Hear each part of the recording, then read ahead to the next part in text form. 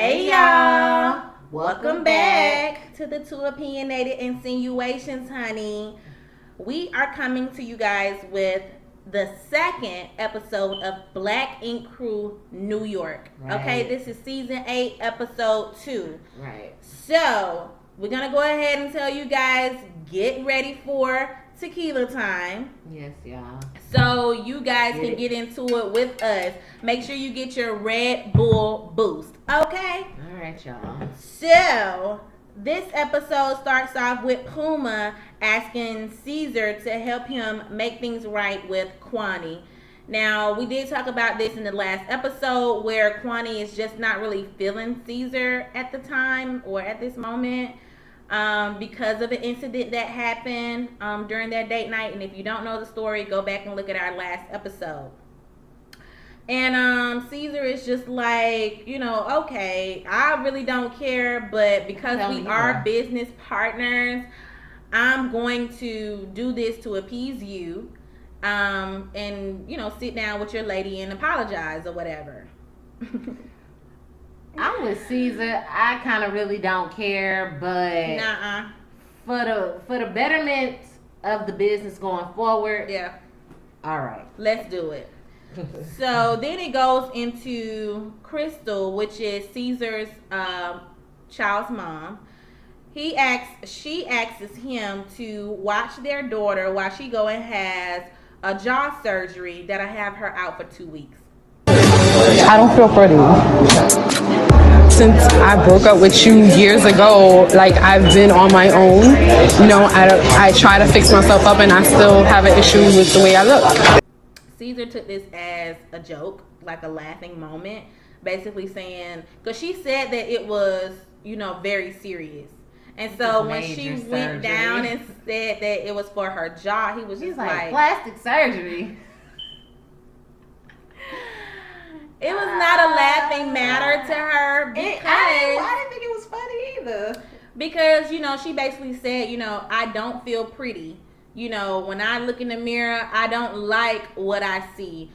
And I have been like this for a long time now. But when I was with you, you made me feel beautiful. You said that I was beautiful. You gave me all of the affirmations that I needed. But now that we're no longer together, it's kind of, I guess she's making it seem like it's kind of hard for her to get a relationship because of her jaw. I don't see nothing wrong with your jaw. I got 3 side notes. 1, it could be your baby daddy be the reason why you can't get no man. Because apparently Caesar is known in the streets. So maybe they know not to fuck with you because you his baby mama.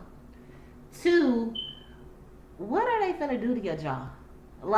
That's the jaw you was born with, right? So are they gonna shave down some cheek to make the jaw look a little thinner?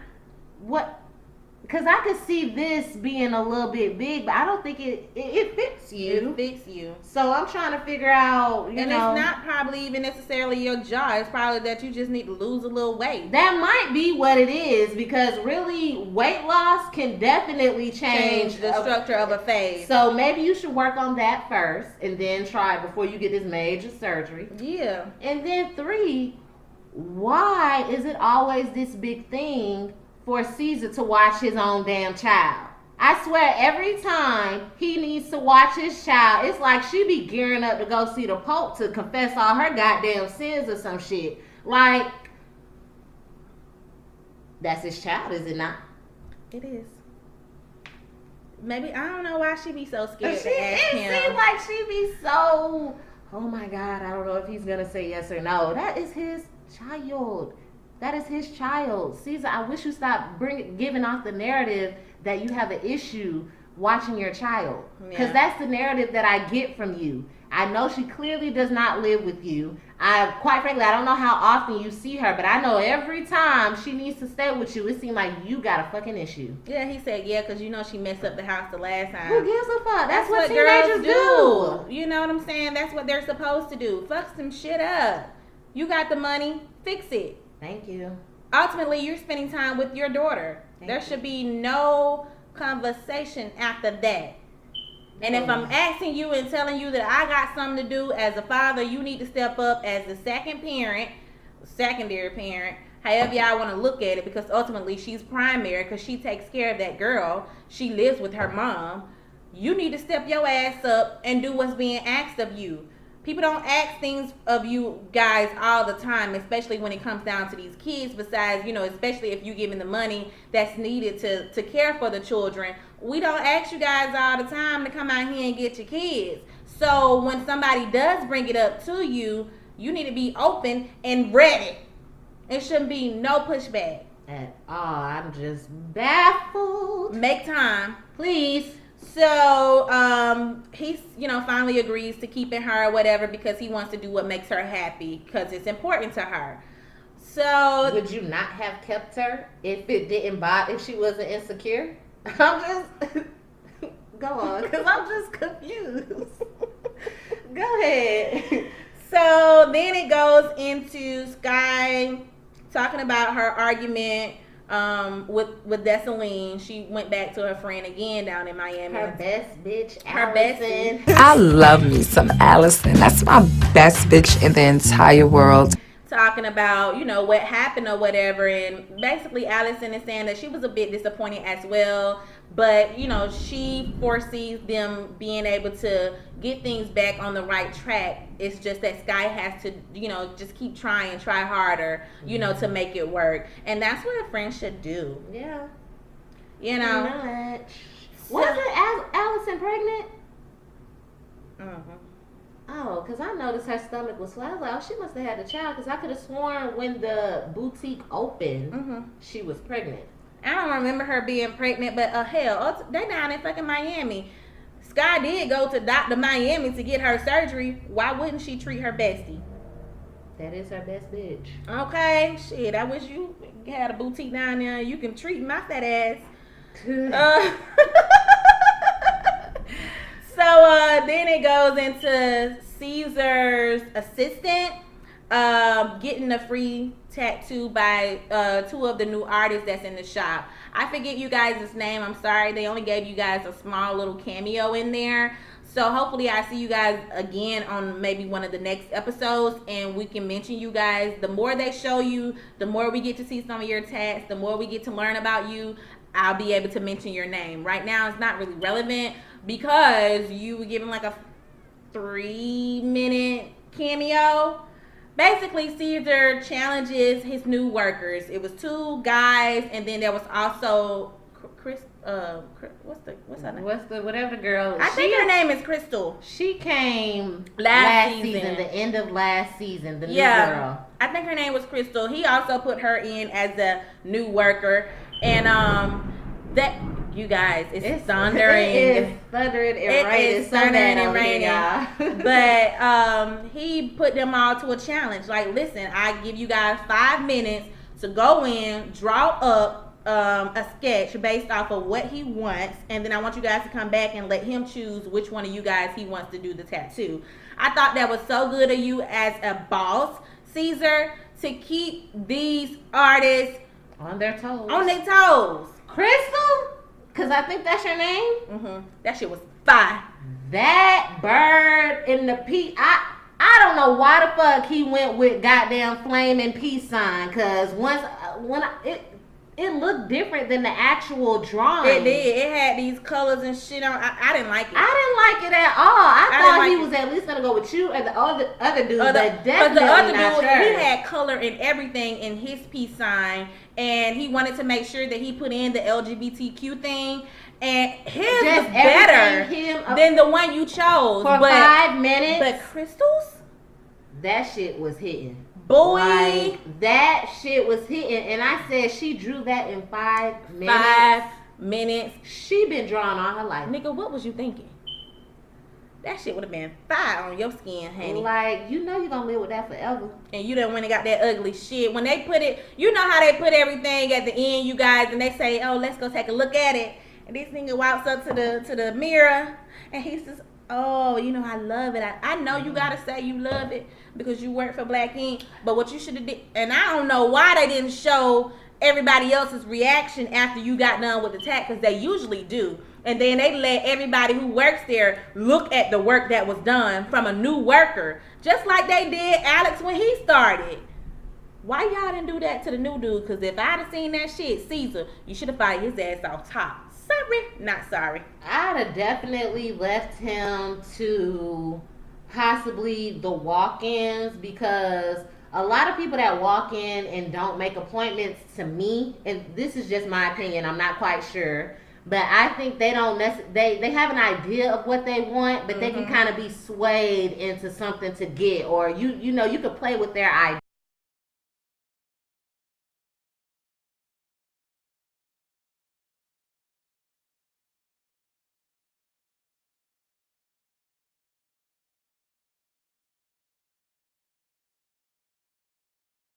Bring that to life. Black and white. Yeah. No, it looked not done. I don't think it was done. Maybe, anyway, sorry, that's all you getting. Cause I don't even know your name. Anyway, it goes into back to Bay in her situation. If you guys don't know what's going on with Bay and Rob, please go back and watch the previous review that we did on episode 1. But Rob packed up his stuff and decided to leave Bay and Nico. And she basically just feels that she's not at her best when they are together. And it's just so sad to hear, babe, because I know how you were saying things happen with your mom and your father, and how you didn't want a broken home or a broken family, and you were really hoping that this thing would work out. And girl, I was rooting for y'all. Like, I was hoping you guys would be able to get this situated, but it seems like it's done. That's just sad. I'm just trying to figure out why it's so done. Like, how long have y'all... That's too personal. That's y'all business. So I'm not even going to speculate, and I'm not going to comment on it. I hope y'all get it together. Yes. So then it goes to Tati calling Kitty. And you guys know that Kitty is in D.C. Her mom's cancer has come back. It went from uterine cancer to lung cancer, and it's just not looking good right now. God, it's horrible. Yeah, so Tati is trying to be there as moral support for Kitty, as a friend, you know, calling in and checking on her because she's out there, you know, in DC or whatever. It then goes into Walter. Walter. Walt like them BBW. She not a BBW. She not a BBW. She not, but she a thick girl. She cute. She got a nice little shape. She got a nice little figure. Yeah, so he brings in his new lady, and her name is Jessica, but he calls her Jess. Jess with the mess. Jess with the mess. She came in with the... No, Donna had the mess. Donna had the mess, because as he brings her in and he introduces her to the crew, Donna's like, wait a minute, y'all dated for years? And then Shorty said, oh yeah, I met you guys before at some of your parties. And she's like, Donna's like, yeah, I do remember meeting you. You was the one that jumped on me with Duchess on the ski slopes. Know you though. I do know you. You helped Duchess jump me on that ski slope. Oh my gosh. I never forget a face. Yeah, so Shorty, Miss Jess, she did say, yeah, I did. And she said that me and Duchess was not friends. And I decided to jump in on the fight because everybody in the shop was saying that you was an op. So me being a Brooklyn girl, I'm gonna have Black Ink Crew's back off top. If the men can't get into it, I'm gonna get into it for them. And that's basically what she did. It wasn't that she was on Duchess's side. It's just that you was not. She was doing it for the culture. And Shorty said it like it was just no biggie, like, you know, real woman shit. This is what it is. This is what I did. If I can apologize to you, because this is what happened. But she never apologized. Because Donna shut that shit down. I don't know. I'm kind of on the fence about it, because, and maybe it's just my character. Like, I do think it's real woman shit for you to admit where you're wrong, and for you to be like, I don't know you. I really did this, really kind of just jump on the bandwagon. I was trying to defend the name of Black Ink or whatever the situation is. Yeah. I can apologize, but I'm kind of with Donna, because it's like, your grown ass, you don't even work for Black Ink. You don't tattoo. You not no receptionist. You just, I mean, even Walt don't tattoo. What is he, the manager? Everybody didn't even know that she had came with Walt. During that previous You the season, during that previous season, like nobody even knew that she came with you. Everybody thought that she was there with Duchess. And come to find out, it was Walt's girl the whole time. I'm with Donna. I don't think I'd can't. have let it linger as much as Donna, but I definitely have an issue. Like, really, you hopped on me because everybody else did? Like, where the fuck was your mind? Where was your own train of thought? Like, okay. Yeah, so that 4-year-old beef. That's exactly how old it was. I'd have been over it. So Walt and his new boo, they go on a date, you know, doing some rock climbing, which I thought was cute. Walt looks super, super happy. He looks very healthy. He looks like she's been keeping him on his toes. I don't know, the whole fashion sense is changing up. You know how he used to always look a little rugged or whatever. He is lined up to the T, skin looking clear and flawless. Lips ain't chapped no more. They got the gloss to him now, honey. He got him a woman, and you can definitely tell when people are happy because they look it. He got a little glow about himself, and I thought that was just so awesome for him. I think it's awesome too. You could definitely tell, yeah, she makes him happy. Yeah. I kind of like her, even though she got the situation with Donna. I just kind of like her, and I'm very happy that he finally brought somebody. Yeah. To the family. Yeah. And maybe we can learn a little bit more about Walt's situation, because although we do kind of know what Walt's been going through, Walt is private. Yeah. He really is private. So for him, when we do see something about him, it's like, hold on, let me pay attention real quick. Yeah. Walt done came up on the scene with some shit. Walt, obviously, they got his place back. Yes, his you kids. know, gotten the kids back, and now has a new love interest. Like, Walt, I am here for you and all of your happiness and showing just how in love you are. I think that is so awesome. Girl, we should toast to Walt. But let's toast to Walt. To you, Walt. Mm-hmm. Honey. So, let me get a little up. That was a little strong hit. So then it goes into Bae having her mom fly back out. She's been gone for 4 months now, and Bae wants to tell her mom that her and Rob are getting a divorce.